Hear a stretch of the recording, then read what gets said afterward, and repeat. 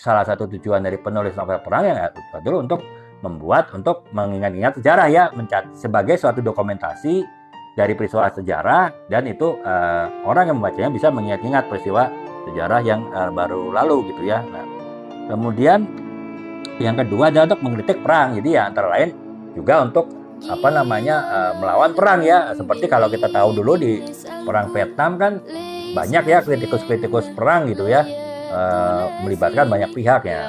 Bisa jadi mereka antara lain menulis novel. Tujuan menulis novel itu apa? Untuk melawan propaganda perang ya. Karena kalau pemerintah yang sedang perang pasti akan mempropagandakan bahwa perang tersebut untuk kemakmuran rakyat lah, untuk pertahanan negara lah, untuk pokoknya semuanya demi nasionalisme lah gitu. Nah itu kan ada yang melawannya dengan membuat kontra, yaitu dengan membuat novel ya, sehingga orang-orang bisa membaca novel itu dan mendapatkan sudut pandang yang berbeda dari sudut pandang yang dikemukakan oleh pemerintah dalam rangka propaganda perang gitu. Jadi itu ya Kak ya. Nah kemudian yang ketiga adalah pengalaman perang secara pribadi. Jadi ya bisa jadi itu sebagai suatu memoir ya, suatu kenangan. Mungkin seorang pelaku perang, misalnya di Perang Dunia Kedua ada prajurit yang pernah banyak pengalaman perang di Perang Dunia Kedua, kemudian dia menulis memoir gitu ya, teman-temannya membuat catatan pribadi yang kemudian dibukukan gitu. Karena nanti saya akan jelaskan juga teman-teman, ada juga menulis mengenai kisah perang itu adalah bentuk pengobatan ya. Saya jelaskan tadi kan, dalam perang itu banyak prajurit yang traumatik ya, karena ya apa yang terjadi di dalam perang itu melewati batas-batas nilai-nilai kemanusiaan mereka gitu, sehingga ya mereka trauma gitu. Dan salah satu untuk menyembuhkan trauma itu bisa dengan menulis ya teman-teman.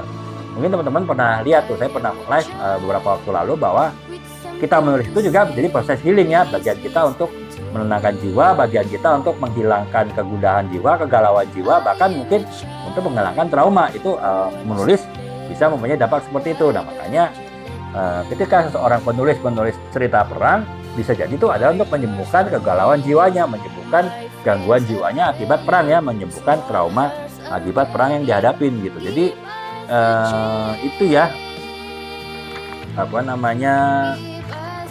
tujuannya ada 3 ya teman-teman. Saya ulangin lagi. Yang pertama adalah mengingat sejarah, kemudian yang kedua adalah mengkritik perang. Jadi justru novel itu dibuat untuk kampanye, untuk melawan kebijakan pemerintah mengadakan perang dengan negara lain misalnya. Kemudian yang ketiga adalah untuk pengalaman pribadi, jadi sebagai suatu memoir, suatu kenangan dari pelaku perang, ataupun bahkan untuk mengobati trauma pelaku perang itu dengan membuat suatu tulisan gitu. Jadi itu ya teman-teman, 3 tujuan kenapa masih ada yang nulis novel perang, walaupun itu tadi novel perang itu buat sesuatu yang menyenangkan, dan membaca novel perang itu tentu akan tidak ada novel perang yang happy ending ya. Nah, sementara orang biasanya membaca novel mencari happy ending.